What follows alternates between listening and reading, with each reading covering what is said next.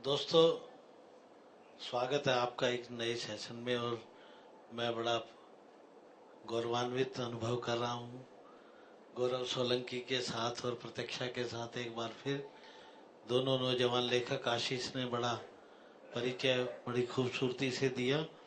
एक बात खास तौर पे, अब तक हम साहित्य में बात कर रहे थे, अभी कुछ देर पहले एनी ने और अल्ताफ ने अपने पढ़ के सुनाया, तो आपने एक खास बात नोट करी होगी। ये जो हमारा सेशन है, अब तक हम क्रिएटिविटी पे बात कर रहे हैं, हम अब उसकी भाषा पे बात करें। किस तरह से भाषाएं परिवर्तित होती हैं, भाषाओं में दूसरी भाषाएं किस तरह से शामिल होती हैं। एक ऐसा युग भी रहा है हमारे यहाँ, हमारे समाज में, कि हमने भाषाओं को बिल्कुल काट के रखा हुआ था कि ये हिंदी है, ये उर्दू है और ये अंग्रेजी है, और इन तीनों का कोई आपस में कोई मतभेद ना हो या हो। लेकिन वो ये चाहते थे, हिंदी का लेखक चाहता था कि मेरी हिंदी में बिल्कुल शुद्ध हिंदी आए, उर्दू वाला चाहता था कि बिल्कुल चेस्ट उर्दू रहे, अंग्रेजी वाला भी यही चाहता था। लेकिन धीरे धीरे समाज परिवर्तित हुआ, और मेरे सामने ब्रजमोहन जी बैठे हुए हैं। और जब भास्कर यहाँ शुरू हुआ था, मैं एक छोटी सी घटना से शुरू करना चाहता हूँ इस बात को। तो उस समय शुरू होने से पहले एक कोर ग्रुप बना, उस कोर ग्रुप की मीटिंग्स हुई, उन्होंने एक्सप्लोर करने की कोशिश की कि इस शहर में भास्कर चलेगा या नहीं, हम अखबार निकालना चाहते हैं। तो मैं उन 8, 10, 12 लोगों में से था जो सलाहकार मंडल के सदस्य थे। और आप हैरान रहेंगे कि 12 में से लगभग 10 लोगों ने ये कहा था कि इस शहर में हिंदी के अखबार की कोई गुंजाइश नहीं है, जो है वो अंग्रेजी ट्रिब्यून हमारे लिए सब है, और वो कर रहा है। सुधीर ने कहा, जो मालिक थे अग्रवाल, चलो कोई नहीं, हम रिस्क लेते हैं और अखबार शुरू करते हैं। इन 20 वर्षों के दौरान आज हालत ये है, हर अखबार, हर भाषा का अखबार चंडीगढ़ में इतने छपते हैं जिनकी संख्या 20 हो गई। उसके बाद अमर उजाला भी, जागरण भी, और हर घर में अब पहले एक अखबार आता था, अब 3 अखबार आते हैं। बुजुर्ग के लिए हम पंजाबी का अखबार लेते हैं, अधेड़ उम्र का आदमी अब भी ट्रिब्यून या इंडियन एक्सप्रेस पढ़ता है, नई पीढ़ी की अब भी अमर उजाला, भास्कर, उनमें से। यानी भाषा हमारे समाज के अंदर, अब हमारा समाज मल्टीलिंगुअल हो गया। उस समय जब भास्कर में, या जो उस समय का जब मीडिया शुरू हुआ, दूरदर्शन के साथ दूसरा मीडिया आया, खास तौर पे प्रिंट मीडिया, इलेक्ट्रॉनिक मीडिया आया, अंग्रेजी के शब्दों का इस्तेमाल होने लगा, तो बहुत सारे लोगों ने नाक भौं, हम में से बहुत सारे प्यूरिटन्स भी हैं, उन्होंने कहा कि ये क्या हो रहा है, और उन्हें ये बात हजम नहीं हुई। लेकिन अब धीरे धीरे समाज ने वो जो लिंगुअल प्रेजुडिसेस थी उसको खत्म भी किया। अब समाज से वो भाषाई दुर्भावनाएं समाप्त हो गई हैं। और एक खास बात ये भी हुई इन दिनों में, इन 20 वर्षों में, कि अब अंग्रेजी हमें कोई विदेशी भाषा नजर नहीं आती। हमारी 24 भाषाएं, उसमें से एक भाषा ही भी। और साहित्य अकादमी अंग्रेजी में भी उसी तरह इनाम देती है जैसे वो पंजाबी और कन्नड़ में या हिंदी में देती है। तो ये हुआ। लेकिन अब भी ये एक डिस्कशन का एक बात होती है कि साहित्य में उसकी कितनी प्रतिशतता होनी चाहिए मीडिया में। और मेरे साथ ये दोनों ऐसे रचनाकार हैं जो मीडिया के अलग अलग अभिव्यक्ति के माध्यमों से भी जुड़े हुए हैं लेखन के साथ साथ, तो उन्हें भी इस तरह से गुजरना पड़ा होगा। और मैं पहले प्रतीक्षा से ये जानना चाहूँगा कि जैसे बड़ा खूबसूरत इन्होंने विषय रखा है कि अंग्रेजी में चलता है, हिंदी में खलता है। पहले होता ये था कि अंग्रेजी वालों को खलता था, हिंदी वालों में चलता था। जब हम हिंदी मीडियम वाले अंग्रेजी के किसी विद्वान की कोटेशन देते थे तो पर्चा जांचने वाला खुश होता था, देखो इसने ग्रियर्सन की अंग्रेजी की रिपोर्टिंग हिंदी पर्चे में दी है। अब विपरीत भी हो रहा है कि अंग्रेजी के पर्चे में हम निराला को भी कोट करते हैं, कबीर को भी। अब मैं ये नहीं जानता कि वो उसको देवनागरी में कोट करते हैं या रोमन में करते हैं, तो प्रतीक्षा इस समस्या से कैसे रूबरू हुई है, उनके विचार जरूर जानेंगे हम। प्रतीक्षा। शुक्रिया। मुझे लगता है कि जब हम आज हिंदी लिख रहे हैं और जो भाषा बरत रहे हैं वो लगभग वही भाषा है जो हम बोलते हैं।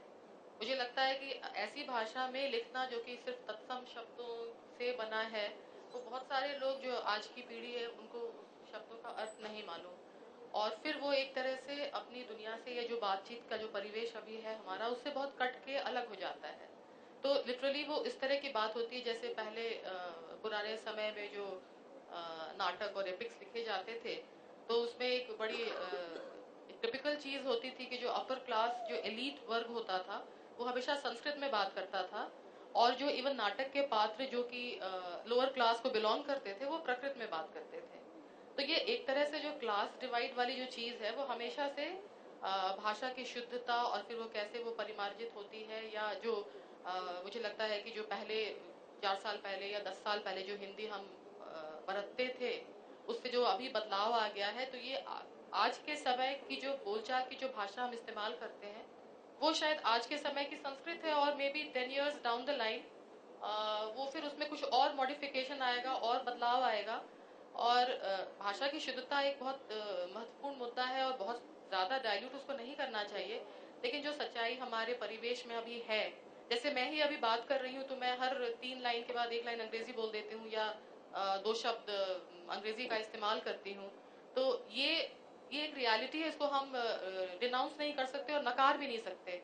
और अगर ये ऐसा है और हम आंख बंद करके कहें कि नहीं ऐसा नहीं है, या मैं बोलूंगी ऐसे लेकिन जब मैं लिखूंगी तो मेरे पात्र बहुत शुद्ध हिंदी बोलेंगे, तो ये एक तरह से फ्रॉड परपिट्रेट करने जैसा मुझे लगता है कि, तो इसलिए मैं अगर जो चीज़ महसूस करती हूँ, जो मैं सबसे बात करती हूँ और जो मुझसे लोग बात करते हैं वो सब ऐसी ही भाषा बोलते हैं। मैं गुड़गांव में रहती हूँ और मैं अगर किसी इवन रेस्टोरेंट में जाती हूँ तो वो वेटर भी आके मुझसे यही अंग्रेजी में पूछता है कि ma'am what would you like to have, तो वो वेटर तक अंग्रेजी में बात कर रहा है। तो ऐसे माहौल में अगर मैं शहर के मिलियो की कहानी लिखती हूँ तो उसमें ऐसे शब्द अंग्रेजी के क्यों, मैं तो मुझे कुछ कहानियों में मैंने फ्रेंच के फ्रेजेस का भी इस्तेमाल किया है। तो वो जब जो परिवेश में लिख रही हूँ उसमें ऐसी भाषा रहेगी। और ये सही है कि अगर मैं गाँव की कहानियां लिखूंगी और उसमें अंग्रेजी बहुत इस्तेमाल करूंगी तो वो गलत होगा।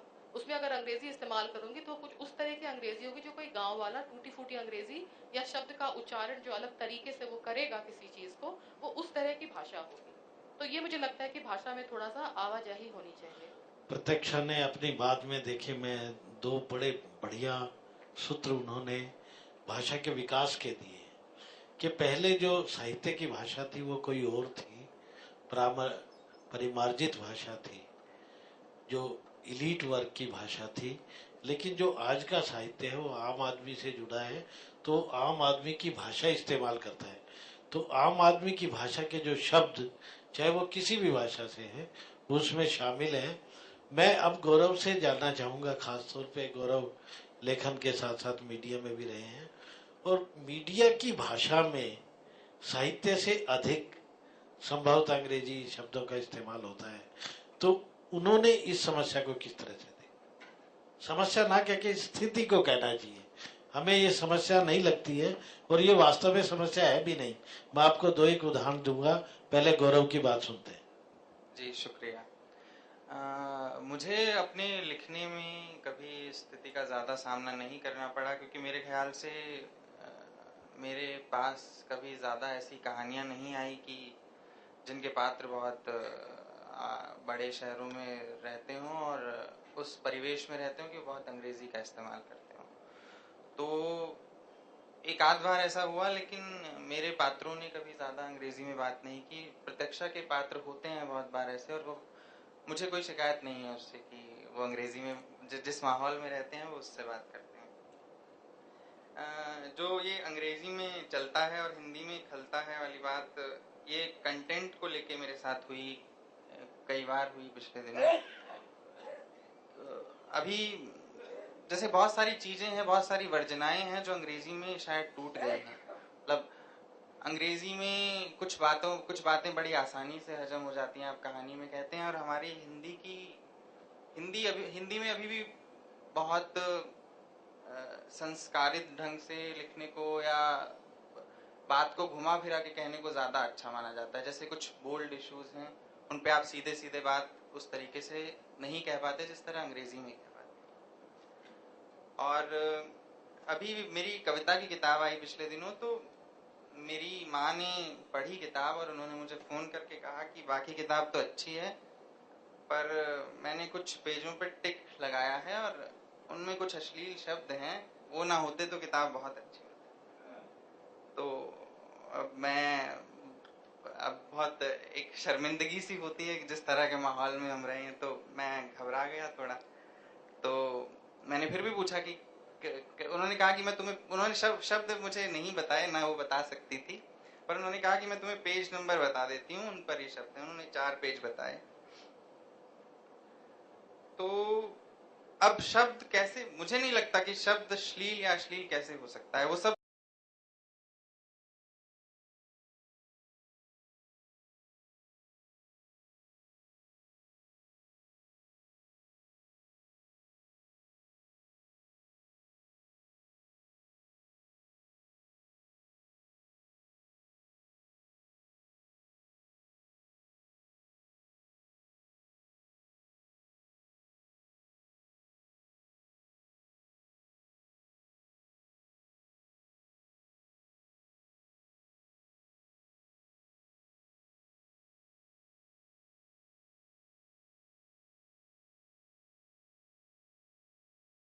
मैं समझ गया कि वो किस तरह की बात करने वाले हैं। तो उन्होंने तरह तरह के मुझे बताया कि तुम देखो हमारा भारत कैसा है और ये और वो। तो इस तरह की चीज़ें कई बार हुई मेरे साथ। और कुछ समय पहले मेरे पब्लिशर ने, जिनके पास मेरी किताब थी, उन्होंने बहुत अपमानजनक ढंग से मुझसे कहा कि तुम्हारी कहानियाँ जो हैं परिवार में पढ़ने लायक कहानियाँ नहीं हैं। तो मेरी कई कहानियाँ कई जगह छपने से सिर्फ इसीलिए मना कर दी गई कि उन्होंने कहा कहानी अच्छी है पर परिवार के पढ़ने लायक नहीं। तो मैं अब तक आप लोगों से भी जानना चाहूँगा कि परिवार के पढ़ने लायक कहानियाँ कैसी होती हैं। गौरव ने संभवतः मुझे भी एक समस्या में डाल दिया। चलो कोई नहीं, इस सब का समाधान ढूंढते हैं। मित्रों, खास बात गौरव ने जो बताई वो ये कि केवल अंग्रेजी के शब्दों तक ही बात सीमित नहीं है। कई बार ऐसा होता है कि चाहे हिंदी के शब्द हों, हम उसमें से वो अर्थ निकालते हैं जो अर्थ हमें सूट करता है। जो हमारी मानसिकता को सूट नहीं करता, हम कई बार उस चीज को अश्लील मानते हैं।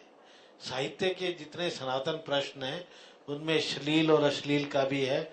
इस मुद्दे पे इस सेशन के बजाय बाद में बात करें।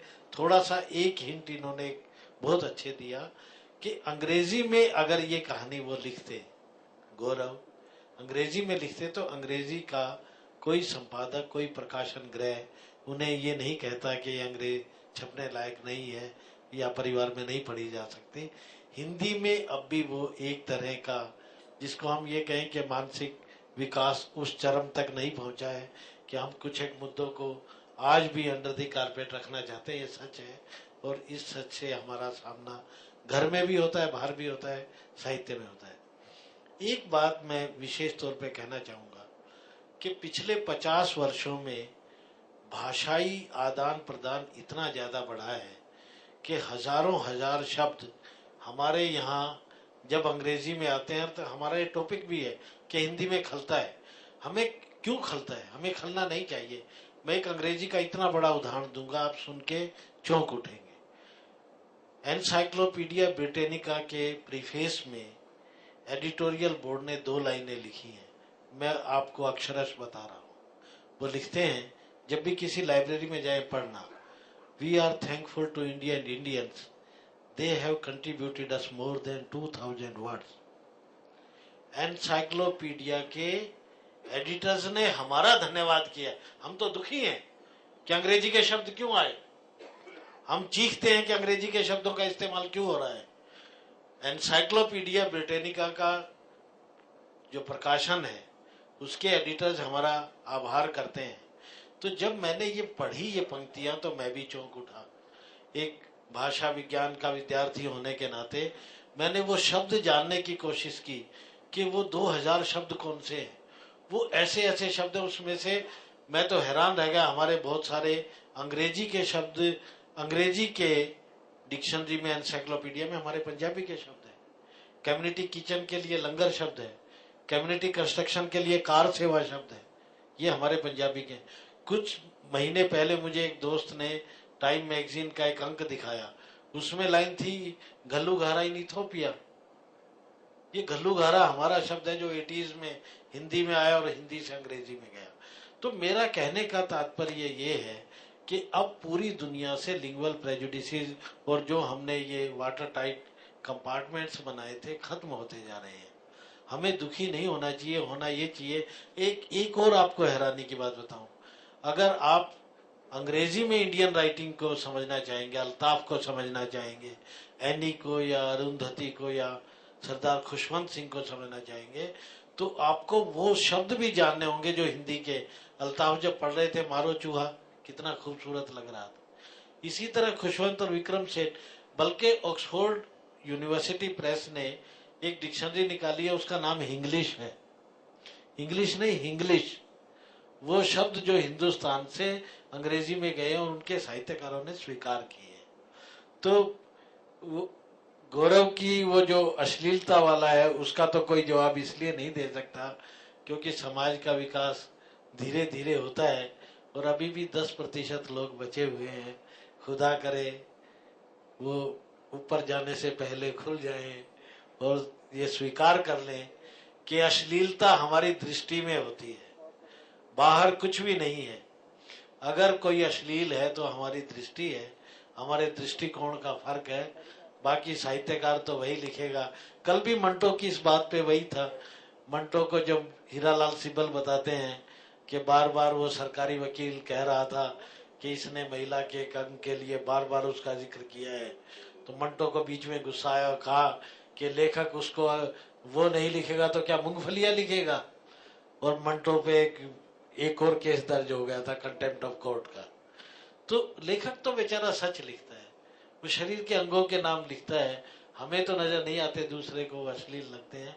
प्रत्यक्षा, एक बात मैं आपसे जानना चाहूंगा, आपने बड़ी अच्छी बात कही कि जो लेखन का लोकेल है, जिस देश काल में आप उसको स्थापित करते हैं, उसका पात्र जो भाषा बोलता है वो भाषा सबसे विश्वसनीय और ऑथेंटिक होती है। अगर आप मान लें, अब मैं आपसे, अब साहित्य में ये ज्यादा समस्या नहीं है। ये जो भाषा के दो रूप हैं, साहित्य की भाषा ज्यादा दिखती नहीं है, दिखती भाषा है होर्डिंग्स की, एड्स की। वो जो विज्ञापन की भाषा है, दिल मांगे मोर, तो आपको लगता है यार दिल मांगे अधिक भी हो सकता था, ज्यादा भी हो सकता था। तो वो भाषा जो नजर आ रही है वो कोई ज्यादा लंबा चौड़ा काम नहीं है। बाजार की भाषा है, वो हमारे जीवन को प्रभावित नहीं करती। तो मेरे ख्याल में आप क्या कहेंगे कि भाषाओं का ये जो घालमेल जो बुरा लगता है, बेतुका लगता है, वो विज्ञापन की भाषा से शायद है, साहित्य का उसमें योगदान कम। मुझे लगता है कि जैसे जैसे ग्लोबली हम नज़दीक होते जा रहे हैं और इंटरनेट एक बहुत बड़ा माध्यम है, जिससे हम ऐसे अभी बहुत सारी चीज़ें ना, बहुत शब्द हैं जो पहले अगर हम वो लैंग्वेज नहीं जानते थे तो हमको मालूम नहीं था, लेकिन अभी गूगल है, गूगल ट्रांसलिटरेट है, आप शब्द के सही प्रोनाउंसिएशंस खोज पाते हैं इंटरनेट से आपको एक्सपोजर होता है, आप बहुत दूसरी भाषाओं के बारे में जानते हैं। हम बहुत सारी विदेशी फिल्में देखते हैं, इटालियन फिल्में और यूरोपियन फिल्में, और उसकी भाषा जब हम उसको सबटाइटल्स के साथ भी देखते हैं तो हम कई बार वॉल्यूम तेज करके सुनते हैं, क्योंकि वो भाषा की जो मिठास है, जो लिरिकल क्वालिटी है, जैसे आप अगर फ्रेंच फिल्म देखें तो आपको फ्रेंच डायलॉग सुनने में बहुत अच्छा लगेगा, वो कानों पे इतना मीठा बैठता है। इसी तरीके से इटालियन है, ऐसे बहुत सारी भाषाएं हैं। तो मैं कई बार जब फिल्म देखती हूँ तो सबटाइटल्स पढ़ती जाती हूँ और वॉल्यूम बहुत तेज करके सुनती हूँ, नॉर्मल वॉल्यूम की, मैं उस डायलॉग को बिना समझे भी सुन सकूं, क्योंकि वो भाषा की सुंदरता है मेरे लिए। तो मुझे लगता है कि ये सब चीजें जो एक्सपोजर है, वो शायद 10 साल पहले हमें एक्सपोजर नहीं था दूसरी भाषा का। अगर हम किसी फ्रेंच आदमी को जानते तभी हम फ्रेंच सुन पाते थे, अदरवाइज हमारे पास दूसरे मीडियम नहीं थे। अभी मीडियम बहुत सारे हैं, तो जब वो हम सुनते हैं तो नेचुरली हम उसको धीरे धीरे वो हमारे अंदर वो ग्रहण भी होता जाता है। तो ये मुझे लगता है कि जो भाषा का जो एक एक ट्रैकिंग बैक एंड फोर्थ जो चीज हो रही है, और ये ऐसा नहीं कि सिर्फ अभी है, सवेरे भी इनफैक्ट गीत से बात हो रही थी और हम लोगों ने यही डिस्कस किया, तो we were talking about war and peace. कि टॉल्स्टॉय ने जब ये किताब लिखी तो उनके शुरुआती पन्ने फ्रेंच में लिखे थे उन्होंने। एक उस समय ऐसा था कि फ्रांस वाज जो कल्चर का एक गढ़ कहा जाता है, तो सब लोग जानते थे कि फ्रेंच भाषा है वो कल्चर का एपिटोम है। तो जो रशियन में भी लिख रहा है उसको लगता है कि मैं उस कल्चर को या उस सुपीरियर कल्चर को थोड़ा सा एक्सेप्ट करूं या ग्रहण करूं। जैसे वो संस्कृत और प्रकृत की बात की मैंने, उसी तरह एक समय फ्रेंच बहुत इस्तेमाल हो रहा था। तो ये सब चीजें जो बाहर बहुत हो चुकी पहले, उसको अब हम धीरे धीरे यहाँ कर रहे हैं, because maybe for some reason or the other हमारे यहाँ इतना एक्सपोजर 10 साल पहले तक नहीं था, लेकिन अब ये जो जनरेशन है उसका एक्सपोजर इतना ज्यादा है और सब चीजें उसके एक माउस क्लिक की दूरी पे हैं, सब चीजें उसको एक्सेसिबल हैं। तो उन एक्सेसिबल चीजों का असर मुझे लगता है होना भी चाहिए। जब हम विदेशी फिल्म देखते हैं और खुश होते हैं, विदेशी संगीत सुनते हैं और खुश होते हैं, इसका ये मतलब नहीं है कि हम अपना संगीत और अपनी अच्छी चीजों को भूल रहे हैं। ये शायद ऐसा है कि हम सब चीजों से जो सबसे अच्छा और बढ़िया है हमारे लिए, हो सकता है मेरे लिए कुछ और हो, आपके लिए कोई दूसरी चीज हो सकती है, लेकिन हर किसी का ग्रहण करने का परसेप्शन और सेंसिबिलिटी फर्क होती है, इसलिए हम अलग अलग रिलेटिव रेशियोज में उन चीजों को ग्रहण करते हैं। तो ये चीज होगी और वो शायद एडवर्टीजमेंट है, बट वो हमारी सच्चाई है। हमारे नॉर्मल रियल लाइफ में शायद दिल मांगे मोर ही हम कहेंगे, वो साहित्य में उसका रिफ्लेक्शन तो होगा ही होगा। प्रतीक्षा ने बहुत बहुत बहुत अच्छी बातें कही। गौरव से थोड़ा सा एक छोटा सा सवाल है मेरा। I am sorry, I am interjecting. Gaurav, आपने जो भी बात की कि आपके प्रकाशक और कुछ बुजुर्ग रीडर्स ने आपको बहुत लताड़ा और इस तरह से किया, but what do you think your readers have to say? Have you also gotten some response from your readers, from youngsters, those who are reading your stories now? And with your permission, sir, if you can also read, I think, some extracts of that story, that will be wonderful, I think. Yeah. Young readers का response बहुत अच्छा रहा और वो हमेशा बहुत motivating रहा। और जैसे मेरे ब्लॉग पे कुछ कहानियां हैं जिन पे बहुत गालियां आती हैं, आती हैं, कि बहुत से लोग कहते हैं कि बहुत से लोग उसको पोर्नोग्राफी से जोड़ देते हैं, मतलब उनको सीधा सीधा फर्क नहीं समझ में आता है। तो खैर ये उनकी समझ की वजह से है, लेकिन बहुत से लोग हैं जाहिर तौर पर, और वो ज़्यादा हैं जो पसंद कर रहे हैं उन चीज़ों को। पर दिक्कत वही है, अगर आपका प्रकाशक या ऐसे, क्योंकि हिंदी लिटरेचर में बाकी लिटरेचर की बजाय ज़्यादा पॉलिटिक्स है, ज़्यादा ग्रुपिज्म है, तो अगर कुछ इन्फ्लुएंशियल लोग आपके काम पर इस तरह का कमेंट कर रहे हैं, इस तरह का असर डाल रहे हैं, तो वो बेवजह आपको परेशानी में डालता है।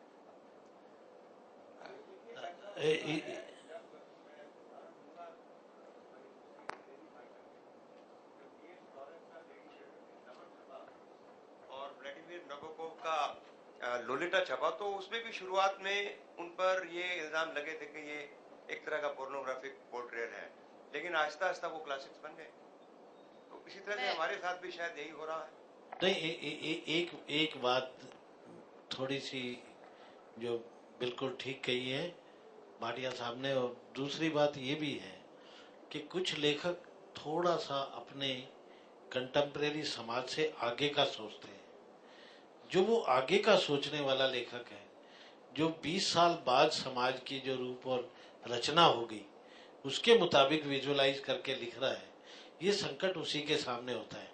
तो गौरव का वर्तमान तो संकटपूर्ण हो सकता है, भविष्य सुरक्षित है, और मेरे जैसा उससे ज्यादा उम्र का लेखक उसको पसंद करता है, और एक तरह से हम उसे युवा पीढ़ी के एक प्रतिनिधि रचनाकार के रूप में प्रोजेक्ट करते हैं।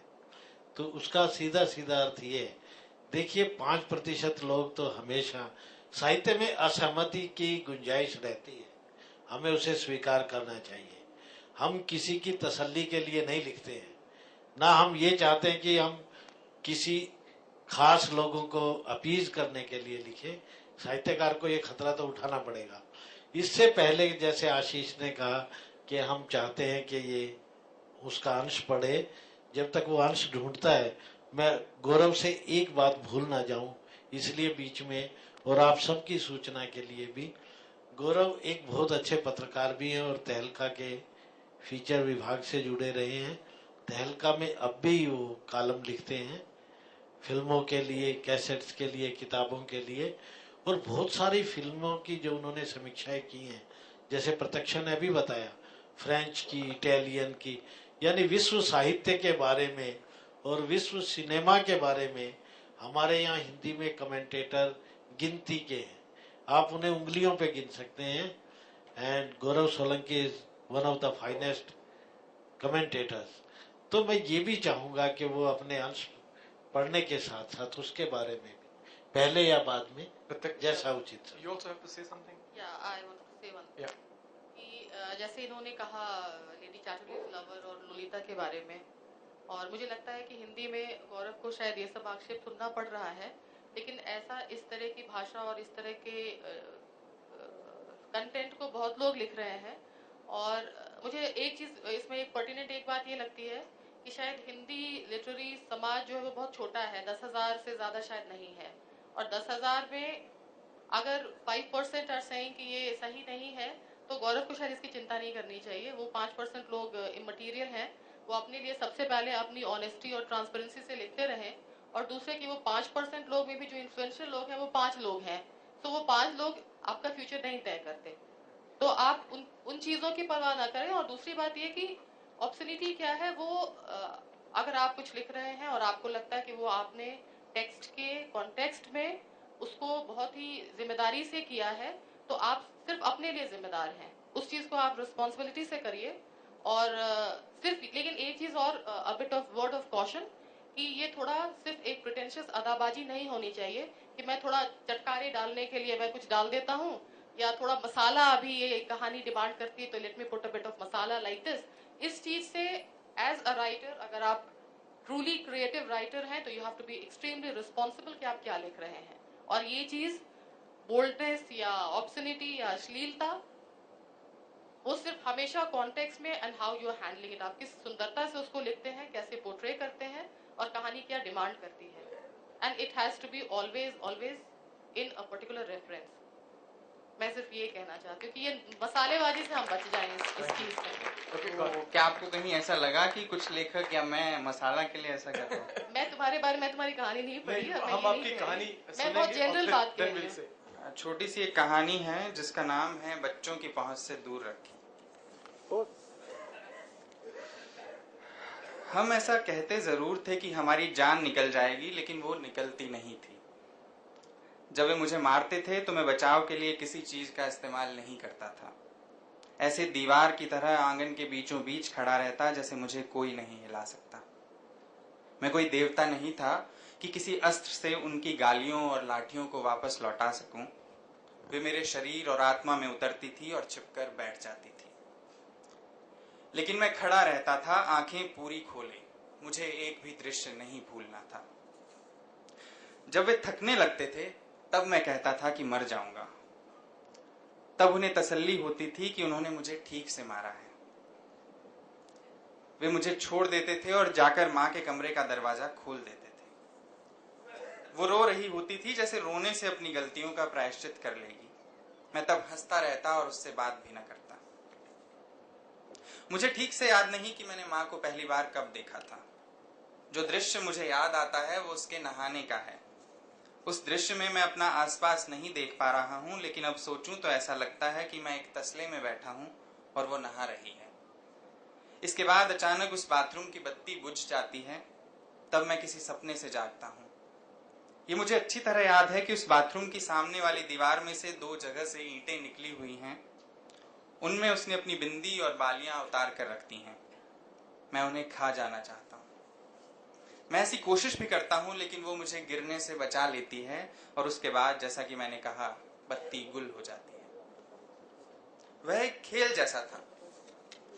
मैं उस कमरे के बाहर कुर्सी पर बैठता था जिसके दरवाजे के ऊपर की दीवार पर शोर करने वाली घड़ी टंगी हुई थी। समय का मुझे उस समय कोई अनुमान नहीं था, लेकिन अब लगता है कि कम से कम 1-1.5 घंटा रोज ऐसा बीतता होगा। वो मेरी मौसी थी जो उस समय के बाद उस कमरे से मेरे पिता के साथ बाहर निकलती थी, खिलखिलाती हुई, जैसे अभी भीतर उन दोनों ने दुनिया को बनाना सीख लिया है। तब मेरे पिता उससे 1 घंटे बैठने का मुझे 1 रुपया थमाते थे और सामने दीवान पर लेट जाते थे। मौसी रसोई में घुस जाती थी और कोई गाना गुनगुनाती हुई चाय बनाने लगती थी। मुझे हैरानी है कि वो हर रोज उस समय एक ही गाना गाती थी, कम से कम 6 महीनों तक एक ही गाना। वो गाना मुझे याद नहीं, लेकिन उसमें पायल शब्द जरूर आता था। बाद में मेरी क्लास में एक पायल नाम की लड़की थी जिससे मैं बहुत नफरत करता था और एक बार मैंने उसे प्रकार चुभा कर मारने की नाकाम कोशिश भी की थी। मौसी मेरी माँ की बहन थी, ऐसा मुझे बहुत बाद में पता चला। मुझे हमेशा वो पापा की कुछ लगती थी। वो तब आई थी जब माँ मेरे लिए भाई या बहन लाने एक कमरे में गई थी। वो ना भाई बहन ला पाई और खुद भी 1 साल तक उसी कमरे में पड़ी रही। मौसी को देखकर लगता था कि वो कुछ भी छू देगी तो वो पिघल जाएगा। वह जब खा चुकी होती थी तब भी शुरू के दिनों में उसकी आंखें देखकर मुझे लगता था कि वो भूखी है और कभी भी रो सकती है। फिर अचानक एक दोपहर मैंने घड़ी वाले दरवाजे वाले कमरे में अपने पिता के हाथ उसके सूट के भीतर पाए। पापा ने मुझे देख लिया और वे तुरंत उठकर मेरी ओर दौड़े। मैं बचकर भागा जैसे मैंने चोरी की हो। लेकिन घर ज्यादा बड़ा नहीं था और घर से बाहर जाना जाने क्यों मुझे उसूलों के खिलाफ लगा। उन्होंने मेरी पीठ पर दनादन मुक्के मारे और फिर मुझे बाथरूम में बंद कर दिया। मुक्के खाने के दौरान मैं बरामदे में इधर उधर भाग रहा था और माँ अपने बिस्तर से मुझे देख देख कर रो रही थी। ये उसके लिए आसान था, कभी रजाई से बाहर चेहरा निकालकर और कभी अंदर छिपाकर रोना। जैसा कि आप जानते हैं, मैं कितने समय बाथरूम में बंद रहा इसका कोई अनुमान मुझे नहीं है। ये मुझे याद है कि जब मैं निकला तो मौसी खाना बना रही थी और उसने मुझे गोद में लेकर चूमा। अगले दिन मैंने स्कूल से लौटकर पापा से सॉरी बोला। तब उन्होंने मुझे 1 रुपया दिया और कहा कि अब से रोज जब तक वे मौसी के साथ उस कमरे के अंदर रहें, मैं उसके दरवाजे पर बैठा रहूं और ध्यान रखूं कि कोई अंदर न जाए। कोई उस तरफ आए तो मैं सीटी बजा दूं। मैंने कहा कि मुझे सीटी बजानी नहीं आती। उन्होंने मौसी से पूछा कि क्या कोई और इशारा रखा जा सकता है। मौसी ने कहा कि मैं दरवाजे को बचाऊं। इस तरह मैंने 150 रुपए कमाए। तब तक माँ ठीक होने लगी थी और जब वो इस काबिल हो गई कि घर का सारा काम कर सके तब उसने मौसी को वापस भिजवा दिया, थोड़ा बेइज्जत करके। जितना मुझे समझ आया वो ये था कि माँ ने मौसी से कहा कि उसने उनके राम जैसे पति को जाल में फंसा लिया। पापा उस दिन शायद जानबूझकर बाहर ही रहे। मौसी को बस स्टैंड तक छोड़ने वाला भी कोई नहीं था।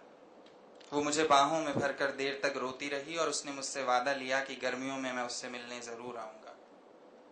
फिर वो चल दी अकेली अपना बैग उठाकर, और मैं अचानक इतना उदास हुआ कि मैंने अपना बैट उठाकर उस कमरे की खिड़की तोड़ दी जिसके बाहर मैं 1 रुपया लेकर बैठता था। मैं मौसी को बस अड्डे तक छोड़ने गया। बैग की एक तनी मौसी ने पकड़ी और एक मैंने। उसके होठ जैसे कोहरे में डूबे रहते थे। उसे देखकर लगता था कि वो कभी झूठ नहीं बोल सकती। घर लौटने पर माँ ने मुझे चप्पलों से मारा। माँ ने मौसी की लगाई सारी तस्वीरें दीवारों से उतारी और फिर घर को अपने मुताबिक सजाया। बैठक के दरवाजे पर उसने वेलकम लिखा एक पोस्टर लगाया जिसमें एक औरत दोनों हाथों से फूल बिखेर रही थी। उसने पापा का फिर से ख्याल रखना शुरू किया और मैं स्कूल से लौटता था तो दरवाजे से ही अक्सर उन दोनों की हंसी सुनाई पड़ती थी। जैसे हमारा पुनर्जन्म हुआ हो। पापा माँ के और मेरे लिए फिर से नए नए कपड़े लाने लगे। वे दोनों मुझे साथ लेकर बाजार घूमने जाते और हम सारे शहर के सामने छोटा परिवार, सुखी परिवार दिखते। मौसी कभी लौट कर नहीं आई। माँ ने मुझे सिखाया कि बड़ों का आदर करना चाहिए और पापा के सामने उल्टा कभी नहीं बोलना चाहिए। कुछ महीने बाद वेलकम वाला पोस्टर उतारकर उन्होंने अपनी शादी की एक फोटो बैठक के दरवाजे पर लगाई।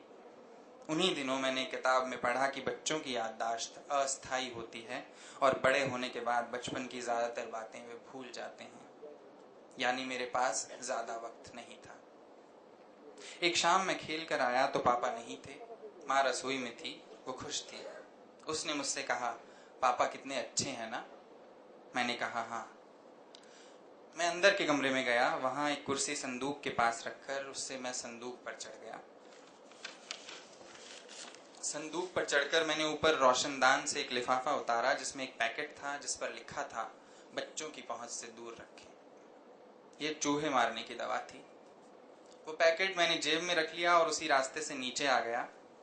जब मैं बाहर आया तो पापा आंगन के बीचों बीच एक कुर्सी पर बैठे थे। वे शायद अपने मैनेजर से डांट खाकर आए थे। मुझे देखते ही बोले, पढ़ भी लिया कर कभी, चूहे की तरह घूमता रहता है। इस तरह वे अपनी मौत के लिए खुद ही जिम्मेदार माने जाएंगे। वे अगर मुझे डांटने के लिए चूहे शब्द का इस्तेमाल ना करते तो शायद मैं उनके दूध में चूहे मारने की दवा भी ना मिलाता। लेकिन जिस तरह चिड़ियों के खेत चुग जाने के बाद पछताने का कोई फायदा नहीं है, उसी तरह जहर के हलक से नीचे उतर जाने के बाद अपनी भाषा को कोमल बनाने का भी कोई फायदा नहीं है।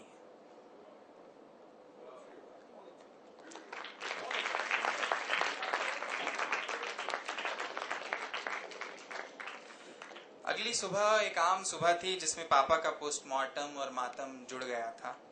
डॉक्टरों ने उस जहर का तो पता लगा लिया जिससे उनकी जान गई थी, लेकिन ये पता लगाने के लिए कि जहर किसने दिया, हम सबको एक बाबा के पास जाना पड़ा। बाबा किसी बच्चे के अंगूठे के नाखून में घटना का पूरा वीडियो दिखा देता था। बाबा पहले अपनी मुट्ठी में रेत लेता था, फिर उसे अपने मुंह के पास ले जाकर कोई मंत्र बुदबुदाता था और फिर इशारे से कहता था कि किसी बच्चे को उसके सामने लाकर बिठाया जाए। माँ लगातार रो रही थी। इशारा उन्हें तो समझ नहीं आया, लेकिन मेरे चाचा ने मुझे गोद में उठाया और बाबा के सामने बिठा दिया। मेरे ऊपर बाबा ने रेत फेंकी, फिर मेरी आंखों पर अपना हाथ रखकर कोई मंत्र पढ़ा, फिर मेरी हथेली को आगे किया और पूछा कि मुझे अपने अंगूठे के नाखून में क्या दिख रहा है। मैंने बताया कि मुझे अंधेरा दिख रहा है। हाँ, अब रोशनी हुई। कौन सी जगह है ये? कैमरा स्टील के डिब्बे पर ही फोकस क्यों है? अरे हाँ, ये तो गुड़ वाला डिब्बा है और ये हमारी रसोई है। फिर कुछ रुककर मैं लगातार अपने नाखून को देखता रहा। फिर मैंने आंखें बंद कर ली। सब मेरी तरफ ऐसे देख रहे थे जैसे मैं जिस क्षण बोलूंगा उसी क्षण कातिल के गले में फांसी का फंदा डल जाएगा। मैंने कहा कि जो मैंने देखा है वो बता नहीं सकता। फिर सबने बार बार पूछा। माँ ने मेरे पैरों में गिरकर, चाचा ने गाल सहलाकर। तब मैंने बताया कि डिब्बे से गुड़ निकालने के बाद माँ ने डिब्बे के नीचे अलमारी में लगे अखबार के नीचे से एक छोटी सी पुड़िया निकाली। पुड़िया हरे रंग की थी और उस पर लिखा था कि बच्चों की पहुंच से दूर रखें। फिर माँ ने पुड़िया खोली और स्लैब पर रखे दूध के गिलास में खाली कर दी। फिर दूध और गुड़ की डली लिए बहुत धीरे धीरे माँ रसोई से बाहर आई। वहां जहां कुर्सी पर पापा बैठे थे, उन्होंने जूते उतार दिए थे लेकिन मोजे नहीं। इसके बाद मैं चुप हो गया। माँ ने बाबा की गर्दन पकड़ ली। बाबा के चेलों ने माँ को मारते हुए बाबा को छुड़वाया। सब लौट आए। नाखून का वीडियो तो अदालत में सबूत की तरह इस्तेमाल नहीं किया जा सकता था, लेकिन मैंने कुछ दिन बाद पहले पुलिस के सामने और फिर अदालत में बयान दिया कि मैंने असल में अपनी माँ को पापा के दूध में उस पुड़िया से निकला पाउडर मिलाते देखा था। जज साहब ने पूछा, तुम्हारे मम्मी पापा डरते भी थे क्या? मैंने कहा, ज्यादा नहीं, लेकिन अंकल उस पुड़िया में क्या था? दोस्तों, गौरव सोलंकी की ये कहानी शायद आप में से पढ़ी हो, क्योंकि ये 2-3 महीने पहले भास्कर के रविवार संस्करण में, भास्कर में भी आई, आउटलुक में, और मैं इसे पढ़ चुका हूँ कहानी को। मित्रों, 2 बात जो अभी शुरू हुई थी और बड़े अच्छे मोड़ पे, और इसी के साथ आपने गौरव सोलंकी की इस कहानी के माध्यम से ये जानना चाहा कि वो किस तरह का लिखते हैं और किस तरह के उस बात पे कि किसी आदमी को कोई बात क्या अश्लील लगती है, वो मुद्दा बिना बात का मुद्दा है। क्योंकि मुझे तो ऐसा लगता है कि दृष्टि दोष, ये तो पाठकों का दृष्टि दोष कहना चाहिए जो किसी चीज को बुरा बना देता है। वरना साहित्य में मुझे एक शेर याद आया, मैं आपको वो शेर सुनाऊं और एक तरह से गौरव सोलंकी को मैं आप सबकी तरफ से उस मुकदमे और उस इल्जाम से बेल आउट करता हूं। शेर सुनिए, वो मेरी गजल के 2 शेर हैं वो, कि मंजिल से अनजान रहे हैं छाले अपने पाँव के, मंजिल से अनजान रहे हैं छाले अपने पाँव के, आओ अब के सच कर डालें सपने खुली निगाहों के, और कैसे कोई कर पाएगा पाप पुण्य की परिभाषा। सूरज से ज्यादा उजले हैं चेहरे कई गुनाहों के। तो दोस्तों, कई गुनाहों के चेहरे सूरज से ज्यादा उजले हैं। और वो जो फैज कहता था कि मुझे वो तौफीक अता करके मैं विपरीत बोल सकूं, समाज की उन रूढ़ियों के खिलाफ जा सकूं, और मेरे ख्याल में कोई भी सजग रचनाकार ऐसा करता है। मैं गौरव से जो सवाल बीच में रह गया था इस कहानी के बीच में, फिर उसी पे लौटता हूं कि वो विदेशी साहित्य और विदेशी सिनेमा का भी बहुत अच्छा से कमेंटेटर हैं, बड़े अच्छे समीक्षक हैं। तो भाषाओं के साथ उनका, कई भाषाओं के साथ उनका रिश्ता रहा है। तो उन्होंने क्या अनुभव किया भाषाई इस परिवार के बारे में, ये बता। वो तो बात हम पहले भी कर चुके हैं कि पात्र जिस परिवेश के हों वही भाषा बोलें तो बेहतर है, चाहे पाठक को वो समझ आ रहा है, चाहे पाठक को वो समझ आ रहा है नहीं, कॉन्टेक्स्ट से समझ आ जाता है। हम भी कई बार बहुत सारी फिल्मों के हिस्से, कई बार तो वो और खूबसूरत बनाता है। कमीने फिल्म में बंगाली भाइयों के बीच एक कन्वर्सेशन है लंबा जिसमें कोई सबटाइटल्स नहीं आते, लेकिन वही मेरे ख्याल से उसकी उस सीन की खूबसूरती है। और आवाजाही होती रहती है, लेकिन जैसे भाषाओं में दूसरे शब्द, दूसरी भाषाओं के शब्द, हिंदी में अंग्रेजी के शब्द इस्तेमाल करने वाली बात है। मैंने प्रत्यक्षा से भी पहले कहा है कि जब हिंदी पढ़ते हुए अचानक कोई बड़ा शब्द अंग्रेजी का देवनागरी में लिखा हुआ आता है तो वो मतलब एक प्रैक्टिकल प्रॉब्लम है, कोई नैतिक समस्या नहीं है मुझे, लेकिन वो खटकता है प्रवाह में। और जब ऐसा होता है कि जिस भाषा में साहित्य लिखा जा रहा है उस भाषा में कई बार बहुत आम शब्द होता है उस बात को कहने का उससे बेहतर, और उसकी जगह, मतलब मैं सीधे आप पर इल्जाम नहीं लगा रहा, उसकी जगह ऐसे शब्द का इस्तेमाल किया जाए जो अंग्रेजी का है या किसी और भाषा का। मैं कहानी की बात कर रहा हूँ, कहानी के डायलॉग्स की नहीं, कहानी में जब इस तरह के इस्तेमाल किए जाते। मैं इसमें बताती हूँ। अभी जो ये तुमने एक बात कही कि देवनागरी में हम अंग्रेजी शब्द को जब लिखते हैं तो वो कठिन हो जाता है पढ़ने में। मैं इंसिडेंटली अभी कुछ दिनों से मैंडरिन सीख रही हूँ, और उसमें चाइनीज, मैं थोड़ा दूसरी दिशा में जा रही हूँ, जस्ट एक्सप्लेन। तो उसमें एक फिनिन पद्धति होती है जिसमें वो फोनेटिकली सिखाते हैं भाषा को, क्योंकि चाइनीज स्क्रिप्ट बहुत डिफिकल्ट है। तो जब इंस्ट्रक्टर हमें पढ़ा रहा था तो बहुत सारे साउंड्स को वो कह रहा था ये अंग्रेजी में मैं नहीं बता सकता, क्योंकि अंग्रेजी में जितने साउंड्स हैं उतने अल्फाबेट्स नहीं हैं, और देवनागरी में ये बात है कि जितने तरीके के साउंड आप उच्चार सकते हैं उसके लिए एक एक अल्फाबेट है। तो उसने हमें चाइनीज सिखा रहा है वो देवनागरी के माध्यम से। तो गौरव की जो ये बात है कि अगर हम देवनागरी में अंग्रेजी लिख रहे हैं वो बिल्कुल भी डिफिकल्ट पढ़ने में बिल्कुल नहीं होना चाहिए। अंग्रेजी में अंग्रेजी लिखना, कई बार आप जो लिख रहे हैं, स्पेल कर रहे हैं और प्रोनाउंस कर रहे हैं, वो बहुत फर्क होता है। देवनागरी में हम जो बोलते हैं हम उसी को लिखते हैं, और फिर ऐसे देवनागरी के भी बहुत सारे बहुत लंबे और क्लिष्ट शब्द हैं जिनको पढ़ना मुश्किल होता है। तो ये इस लिहाज से मुझे ऐसा नहीं लगता कि देवनागरी और में अंग्रेजी शब्द इस्तेमाल करना या फ्रेंच शब्द इस्तेमाल करना, फ्रेंच शायद और बेहतर तरीके से हिंदी में देवनागरी में आप प्रोनाउंस जैसे करते हैं वो आप लिख सकते हैं। एक बात, प्रत्यक्षा की बात से मुझे एक बात और कहनी है, मैं बिल्कुल बात को और थोड़ा स्पष्ट करूं। गौरव ये कहना चाहते थे कि अगर हमारी अपनी भाषा में उस शब्द के लिए कोई बहुत बढ़िया सब्स्टिट्यूट है, ऐसी भाषा जो आम आदमी जिसे समझ सकता है, लेकिन अगर कोई साहित्यकार उस शब्द को हटा के अंग्रेजी का कोई भारी भरकम शब्द लगाता है तो वो खलता है, सच में खलता है। मैं एक उदाहरण देना चाहता हूँ, ये समस्या साहित्य की नहीं है, बेसिकली ये मीडिया की है। कई बार अखबार में खबर छपेगी, पीयू के स्टूडेंट स्ट्राइक पर। अब ये हिंदी के अखबार की हेडलाइन है। अब आपको लगेगा अगर वो पीयू भी इस्तेमाल करता तो विद्यार्थी भी कर, स्ट्राइक की जगह हड़ताल भी कर सकता था। मुझे लगता है हड़ताल ज्यादा आसान है, स्ट्राइक मुश्किल। तो कई बार भाषाओं का जब इस्तेमाल करें तो दो बातों का ध्यान सभी को रखना चाहिए, जो भी शब्द से जुड़े हुए हैं, मीडिया कर्मी है, अखबार नवीस हैं, या हम जैसे साहित्यकार हैं। यदि हम ये मान के चलते हैं कि हमने आम आदमी को अपनी बात समझानी है, आम आदमी तक पहुंचना है, भाषा में एक संप्रेषण की भी समस्या होती है। जो हम कहना चाहिए वो भाषा भी किसी काम की नहीं कि पढ़े मूसा और लिखे खुदा, या लिखे मूसा और पढ़े खुदा, वो भी ना हो, आम आदमी तक जाए। और भारी भरकम अगर दूसरे शब्द आते हैं तो वो भी कहीं ना कहीं अखरते हैं। Thank you. अखबारों में इसका बहुत इस्तेमाल बहुत फुहड़ तरीके से भी होता है, जैसे कि बहुत आम, जैसे आप कह रहे हैं हड़ताल की जगह स्ट्राइक है, यह खूबसूरत खूबसूरत इतना अच्छा शब्द है, उसकी जगह ब्यूटीफुल लिखने का कोई तुक नहीं है, और उसकी खूबसूरती हैम्पर होती है, लगता है। जी